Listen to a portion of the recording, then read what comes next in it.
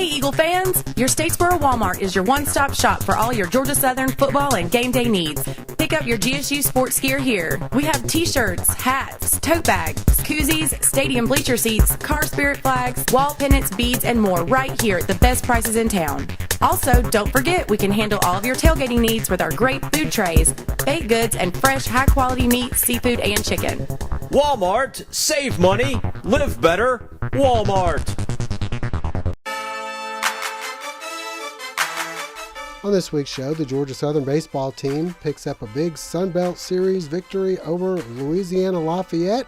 We have highlights and check in on spring football. All that and more as we welcome you inside the Eagles Nest.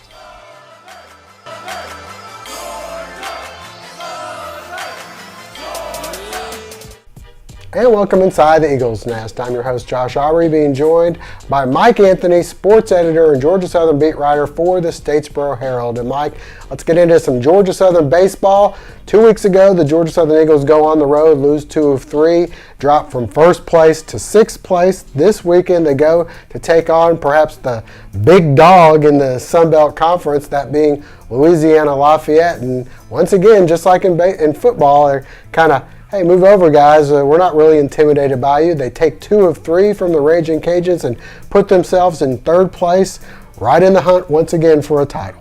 Well, I think we saw that last weekend was a little bit of gut check time for the Eagles. Obviously, a lot of baseball to play. That was only about the halfway mark of the Sun Belt season. But after a disappointing series out at Texas State, they had to turn it around quickly. Another long road trip out to Louisiana Lafayette. And for the first time in nearly 2 full calendar years, Lafayette goes down in a home conference series. Georgia Southern, as you say, getting it done when a lot of other teams throughout the Sun Belt aren't able to do it. A lot of that having to do with Friday night. Evan Challenger coming back after missing out on that Texas State series. He came back in full force. A great showing by the Eagle lefty. A 2-hitter for the Eagles. 2 pitchers combined to get that. Another win on Saturday to take the series. Couldn't quite pull off the sweep, but as you mentioned, rising from 6th up to 3rd, the Eagles right back in the thick of things. All right, well, let's get on the road and take a look at some of the highlights from the 3-game series with Lafayette. A big 3-game series on the road at Louisiana Lafayette. The Raging Cajuns advancing to the College World Series last year. Tied at 1, Gunnar Legger with the strikeout of Aaron Mizell, keeping it tied up. Bottom of the 7th, Evan Challenger on the hill for the Eagles. He gets Nick Thurman looking. Challenger, 7 strong innings, striking out 9. Top of the 8th, runners on the corners for Dalton Busby, who lays down the bunt. The squeeze works to perfection. The go-ahead run scores 2-1 Georgia Southern. To the bottom of the 9th, the tying run aboard for the Cajuns. Southern going to get Greg Davis to ground into the double play to end the game. Georgia Southern takes Game 1, 2-1. Moving ahead to Game 2 on Saturday. Eagles down 1-0. Runner on for Aaron Mizell, who takes this one up and away. Georgia Southern up 2-1. Bottom of the 5th. The home team answers. Stefan Trosclair takes Trip Shepard over the wall. Raging Cajuns tie things up at 2. A few batters later, 2 on for Nick Thurman.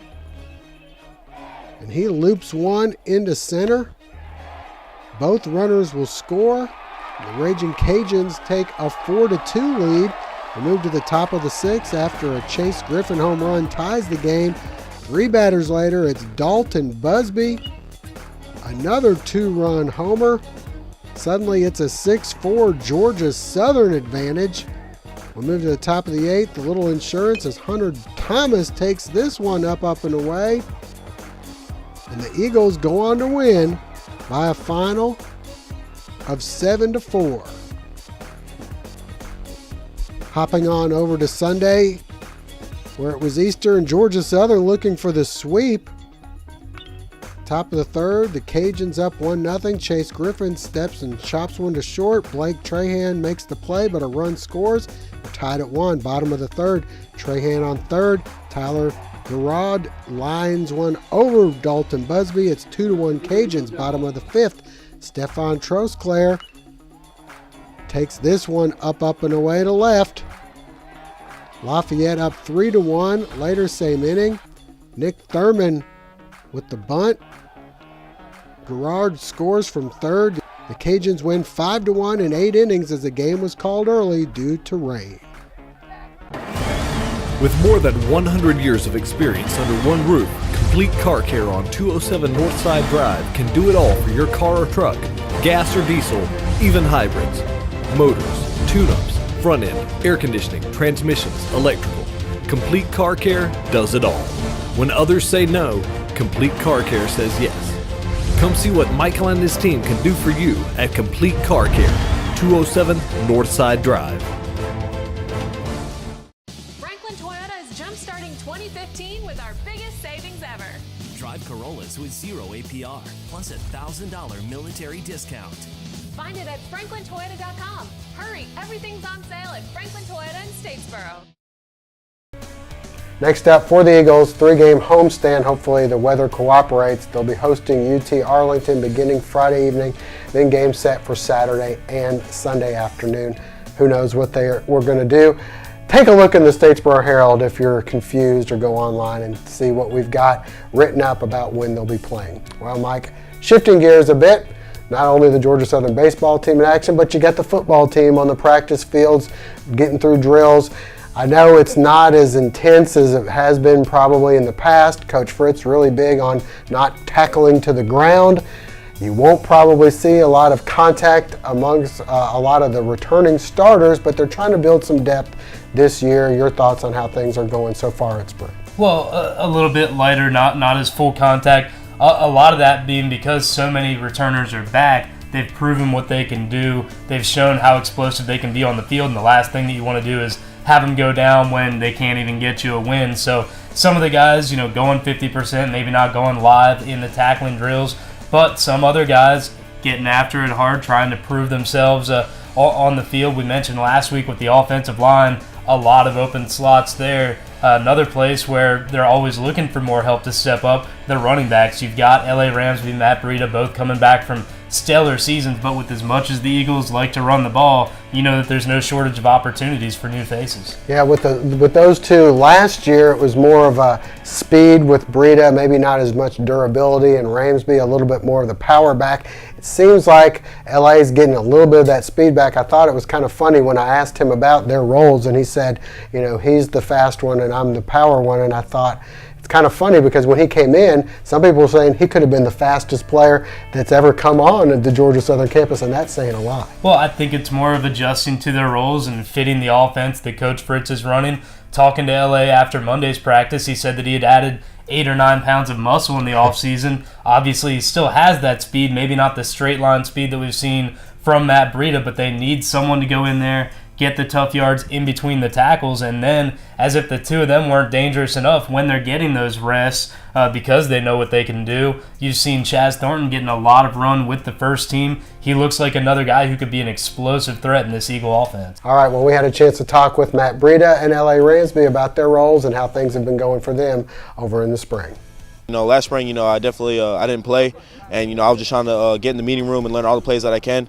But this year, we got a great group of running backs, so you got to come out here every day and compete, and let the best man win. You and LA, you feel like you guys are complement each other? Oh yeah, definitely. Me and LA are like a 1-2 punch. You have me in there for the speed, and then you got him in there for the power. So definitely a great combination, and I feel like one of the better ones in the nation.